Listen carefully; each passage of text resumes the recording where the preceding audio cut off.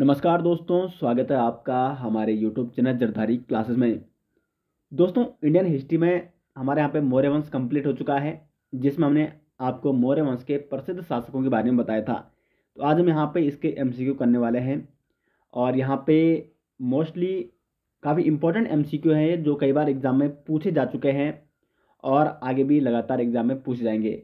तो चलिए दोस्तों, आज की वीडियो शुरू करते हैं।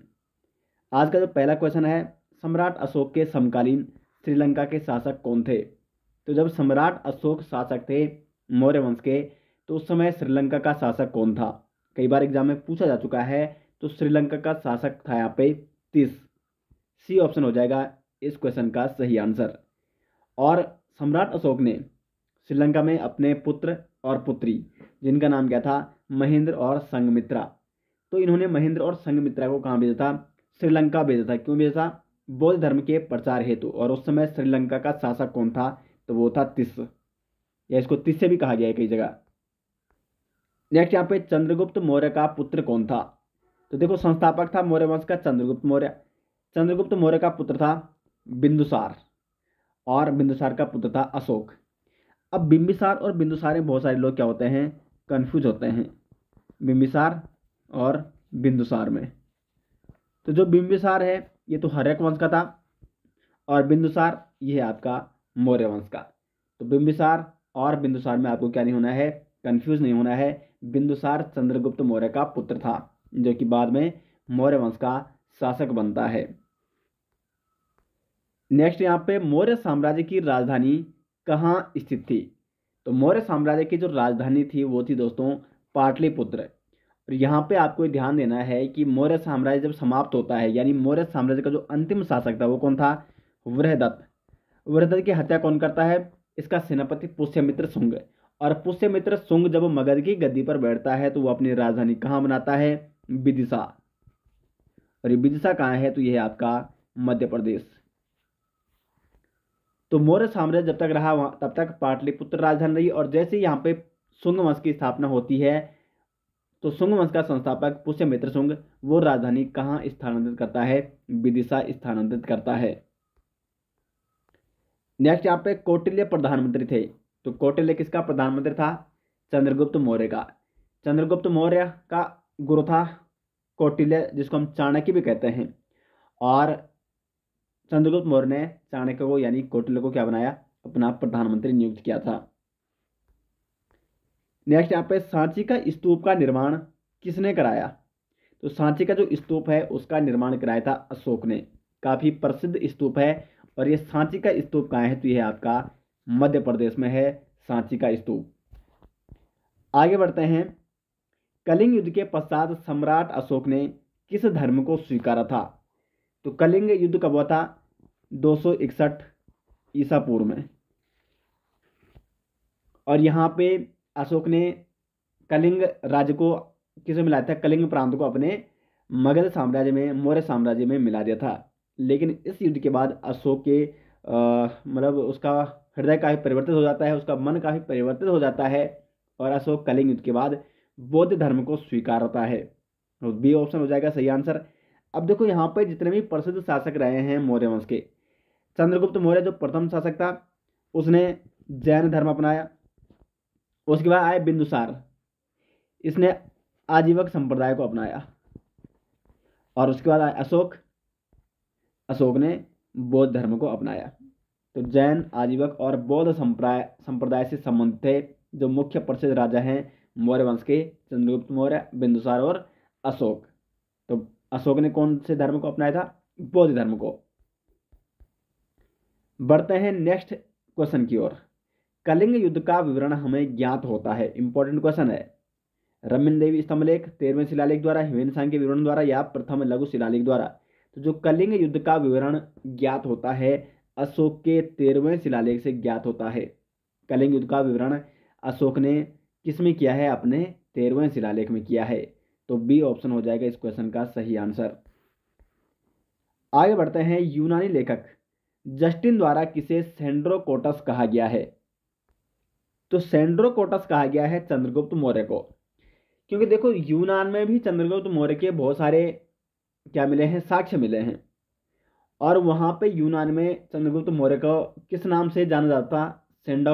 सेंडोक्रोटस और आपका एंडोक्रोटस, एंड्रो, ठीक है, एंड्रो भी कहा जाता, एंड्रोकोटस और सेंड्रोकोटस। तो यूनानी ने चंद्रगुप्त मौर्य को क्या नाम दिया था? सेंड्रोकोटस और एंड्रोकोटस। लेकिन यूनानी लेखक मतलब जस्टिन द्वारा इनको ये कहा गया था। जब ये क्या होता है कि 1793 में विलियम जोन्स ने कहा था कि जस्टिन ने जिनको सेंड्रोकोटस कहा है वही क्या है? चंद्रगुप्त मौर्य है। तो इस नाम की पहचान चंद्रगुप्त मौर्य के रूप में किसने की थी? वो की थी विलियम जोन्स ने 1793 में। विलियम जोन्स ने क्या कहा था कि जो ये सेंड्रोकोटस है या जो ये एंड्रोकोटस है, जो यूनानी लेखकों ने इसका नाम लिखा है, ये और कोई नहीं था बल्कि स्वयं चंद्रगुप्त मौर्य था। तो बी ऑप्शन हो जाएगा इस क्वेश्चन का सही आंसर। आगे बढ़ते हैं। कौटिल्य द्वारा रचित प्रसिद्ध पुस्तक कौन सी है? तो कौटिल्य ने अर्थशास्त्र नामक पुस्तक की रचना की है। ए ऑप्शन हो जाएगा इस क्वेश्चन का सही आंसर। नेक्स्ट यहाँ पे अशोक के शिलालेख किस लिपि में लिखे हुए हैं? तो जो अशोक के शिलालेख लिखे हुए हैं वो उसमें 4 लिपि देखने को मिलती है।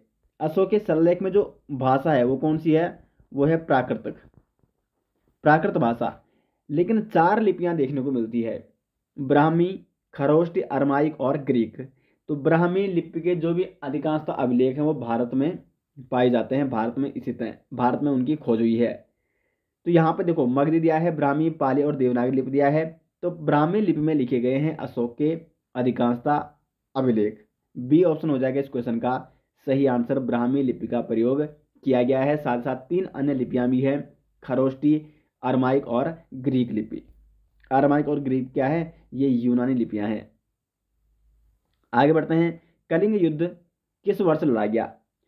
देखो 269 ईसा पूर्व अशोक अपनी गद्दी पर बैठता है, राजगद्दी पर बैठता है, और उसके बाद 8 वर्ष बाद 261 ईसा पूर्व में कलिंग युद्ध होता है। बी ऑप्शन हो जाएगा इस क्वेश्चन का सही आंसर। अशोक ने कलिंग का युद्ध कब लड़ा था? 261 ईसा पूर्व। मौर्य वंश का अंतिम सम्राट कौन था? तो मौर्य वंश का जो अंतिम सम्राट था वो था वृहदत्त। वृहदत्त का जो सेनापति था उसका नाम था पुष्यमित्र शुंग। और ये पुष्यमित्र शुंग इसकी क्या कर देता है? हत्या कर देता है और एक नए राजवंश को स्थापित करता है जिसे आगे कहते हैं शुंग वंश। तो इसको हम अभी आगे आपको पढ़ाएंगे। अभी तक हमने सिर्फ मौर्य वंश के शासकों के बारे में आपको बताया है, और जो आज शाम को वीडियो आने वाली है उसमें मैं आपको मौर्य वंशकालीन राज्य व्यवस्था किस प्रकार थी, सांस्कृतिक व्यवस्था, सामाजिक व्यवस्था, आर्थिक व्यवस्था कैसी थी मौर्य कालीन की, तो उसको हम आज शाम आपको कराने वाले हैं। नेक्स्ट यहाँ पे अशोक के निम्नलिखित अभिलेखों में से किससे दक्षिण भारतीय राज्यों का उल्लेख हुआ है? तो अशोक का जो द्वितीय मुख्य शिलालेख है इससे ज्ञात होता है दक्षिणी भारतीय राज्यों के बारे में। तो दक्षिणी भारतीय राज्यों का उल्लेख अशोक ने अपने द्वितीय मुख्य शिलालेख में किया है। नेक्स्ट यहाँ पे चंद्रगुप्त मौर्य का प्राचीनतम अभिलेख उद्धरण निम्न में से किस अभिलेख में मिलता है? अभिलेख या उद्धरण यानी चंद्रगुप्त मौर्य के बारे में जानकारी किस अभिलेख से प्राप्त होती है? तो चंद्रगुप्त मौर्य के बारे में जो जानकारी प्राप्त होती है वो होती है रुद्रदामन का जूनागढ़ अभिलेख। अभी रुद्रदामन का जो जूनागढ़ अभिलेख है इसमें क्या उल्लेख है, क्या वर्णित है? वैसे जब मैं आपको रुद्रदामन के बारे में आगे बताऊंगा शक राजवंश के बारे में, क्योंकि जो रुद्रदामन का संबंध है वो है शक वंश से। और ये जूनागढ़ अभिलेख कहाँ है? तो ये आपका गुजरात में है, रुद्रदामन का जूनागढ़ अभिलेख। इसमें क्या लिखा गया है? तो इसमें वर्णन है कि जो चंद्रगुप्त मौर्य था इसने सुदर्शन नामक झील बनाई थी। सुदर्शन झील के बारे में मैंने आपको बताया था, ये किसने बनवाई थी? ये बनाई थी चंद्रगुप्त मौर्य ने। तो सुदर्शन झील का निर्माण किसने कराया है? चंद्रगुप्त मौर्य ने कराया है। ये किसमें उत्कीर्ण किया गया है, किसमें उल्लेख मिलता है? रुद्रदामन के जूनागढ़ अभिलेख में। और साथ ही साथ इसी में यह भी वर्णित है कि बाद में रुद्रदामन ने इस सुदर्शन झील का जीर्णोद्धार कराया था। तो ये काफ़ी इंपॉर्टेंट है। वैसे जो ये आपका जूनागढ़ अभिलेख है इसमें 3 राजाओं का वर्णन है। नंबर 1 है चंद्रगुप्त मौर्य जिसने सुदर्शन झील का क्या कराया था? निर्माण कराया था। और उसके बाद रुद्रदामन, इसने जीर्णोद्धार कराया था। और तीसरा गुप्त शासक है स्कंदगुप्त, इसका भी इसमें वर्णन देखने को मिलता है। तो इंपॉर्टेंट क्वेश्चन है रुद्रदामन का जूनागढ़ शिलालेख, जहां से अभिलेखीय जानकारी मिलती है चंद्रगुप्त मौर्य की। नेक्स्ट यहाँ पे इंडिका का मूल लेखक था, तो इंडिका किसने लिखी है? मेगास्थनीज ने लिखी है। यूनानी लेखक था मेगास्थनीज, जो कि यूनानी राजदूत था किसका? सेल्यूकस निकेटर का। और सेल्यूकस निकेटर ने इस राजदूत को कहाँ रखा था? चंद्रगुप्त मौर्य के दरबार में। और इस मेगास्थनीज प्रसिद्ध लेखक था, इसने इंडिका नामक पुस्तक लिखी है, जिससे मौर्य साम्राज्य के इतिहास के बारे में हमें जानकारी मिलती है। ए ऑप्शन हो जाएगा इसका सही आंसर। नेक्स्ट है बिंदुसार के दरबार में कौन राजदूत था? तो बिंदुसार के दरबार में डायमेकस। सी ऑप्शन हो जाएगा इस क्वेश्चन का सही आंसर। ये डायमेकस किसका राजदूत था? तो ये था आपका जो सीरिया शासक था एंटियोकस। सीरिया शासक कौन था? एंटियोकस। ये सारी चीजें दोस्तों मैंने आपको बता रखी डिटेल्स में। एंटियोकस प्रथम सीरिया का शासक था, तो इसका राजदूत था डायमेकस, जो कि बिंदुसार के दरबार में था। जबकि चंद्रगुप्त मौर्य के दरबार में कौन था? वो था मेगास्थनीज। नेक्स्ट यहाँ पे निम्नलिखित में से किस पुस्तक में चंद्रगुप्त मौर्य को वृषल कहा गया है? अर्थशास्त्र, मुद्रा राक्षस, इंडिका या महावंश? तो चंद्रगुप्त मौर्य को वृषल कहा गया है मुद्रा राक्षस में। ये मुद्रा राक्षस किसने लिखी है? तो मुद्रा राक्षस जो लिखी है वो लिखी है विशाखा दत्त ने। कई बार पूछा जाता है एग्जाम में। मुद्रा राक्षस के लेखक हैं विशाखा दत्त। इसमें जो चंद्रगुप्त मौर्य है उसको कहा गया है वृषल, यानी निम्न कुल में जो उत्पन्न हुआ है। तो निम्न कुल में उत्पन्न हुआ यानी वृषल चंद्रगुप्त मौर्य को किस में कहा गया है? मुद्रा राक्षस में कहा गया है। नेक्स्ट यहाँ पे निम्न में से किसने और कब पहली बार अशोक के शिलालेखों का अर्थ स्पष्ट किया था? अर्थ का मतलब यानी अशोक के शिलालेखों को पढ़ने में सर्वप्रथम किसने सफलता पाई थी? तो वो था यहाँ पे जेम्स प्रिंसेप। कब? 1837 में जेम्स प्रिंसेप ने सर्वप्रथम अशोक के अभिलेखों को पढ़ने में या उनका अर्थ स्पष्ट करने में सहायता पाई थी। James Prinsep. डी ऑप्शन हो जाएगा क्वेश्चन नंबर मतलब इस क्वेश्चन का सही आंसर। इसको सफलता मिली थी अशोक के शिलालेखों का अर्थ स्पष्ट करने में। नेक्स्ट यहाँ पे चंद्रगुप्त मौर्य के दरबार में भेजा गया यूनानी राजदूत, तो मेगास्थनीज। सेल्यूकस निकेटर का राजदूत था मेगास्थनीज, जो कि चंद्रगुप्त मौर्य के दरबार में भेजा गया था और इसने इंडिका नामक पुस्तक लिखी है। आगे बढ़ते हैं। अशोक ने किस बौद्ध साधु से प्रभावित होकर बौद्ध धर्म अपनाया था? तो अशोक ने उपगुप्त एक क्या थे? बौद्ध साधु थे, और इन्होंने क्या किया था? अशोक को दीक्षा दी थी बौद्ध धर्म की। तो अशोक ने बौद्ध साधु उपगुप्त से प्रभावित होकर बौद्ध धर्म अपनाया था। बी ऑप्शन हो जाएगा इस क्वेश्चन का सही आंसर। आगे बढ़ते हैं। पाटलिपुत्र के अशोकराम विहार में आयोजित तृतीय बौद्ध संगीत की अध्यक्षता किसने की? देखो, तृतीय बौद्ध संगीति किसके शासनकाल में हुई? अशोक के शासनकाल में हुई। और इसकी अध्यक्षता किसने की थी? मोगलीपुत्रम तीस ने की थी। ये कहाँ थी? पाटलिपुत्र में ये तृतीय बौद्ध संगीति का आयोजन किया गया था। तो सी ऑप्शन हो जाएगा इस क्वेश्चन का सही आंसर। नेक्स्ट यहाँ पे प्राचीन भारत का वह प्रसिद्ध शासक जिसने अपने जीवन के अंतिम दिनों में जैन धर्म अपनाया था। तो जैन धर्म किसने अपनाया था? चंद्रगुप्त मौर्य ने अपनाया था।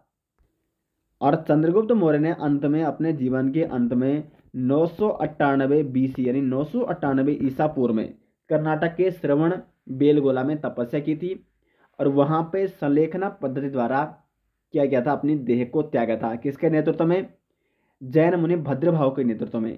तो ये भी कई बार पूछा जाता है। जैन मुनि भद्रबाहु के नेतृत्व में 298 ईसा पूर्व में चंद्रगुप्त मौर्य ने अपनी देह को त्यागा था। इस क्वेश्चन का हो जाएगा बी ऑप्शन सही आंसर। नेक्स्ट है अशोक का समकालीन सिंहल नरेश। देखो, सिंहल किसे कहा जाता? सिंहल का मतलब होता श्रीलंका। सिंहली अनुश्रुति यानी श्रीलंका की अनुश्रुति में यह भी विवरण देखने को मिलता है कि अशोक ने क्या किया था? लगभग 4 साल 273 से लेकर 269 तक संघर्ष भी किया था राजगद्दी के लिए अपने भाइयों से। 269 में अशोक को राजगद्दी मिलती है। तो इन सिंहली अनुश्रुतियों में ये देखने को मिलता है, यानी श्रीलंका की अनुश्रुतियां। तो इस समय सिंहल शासक सिंहल नरेश या श्रीलंका का शासक कौन था? तिस्था। सी ऑप्शन हो जाएगा इसका सही आंसर। आगे बढ़ते हैं, श्रवण बेलगोला का संबंध किससे है? तो श्रवण बेलगोला ये कहाँ है? आपका कर्नाटक में है। और इसका संबंध मतलब इससे संबंधित है चंद्रगुप्त मौर्य, क्योंकि चंद्रगुप्त मौर्य ने श्रवण बेलगोला कर्नाटक में अपनी देह का त्याग किया था। और जिस पहाड़ी पर इन्होंने अपनी देह का त्याग किया था उसका नाम आज भी क्या है? चंद्रगिर पहाड़ी रखा गया है। आगे बढ़ते हैं, यूनानी राजदूत डायमेकस किसके शासनकाल में भारत आया था?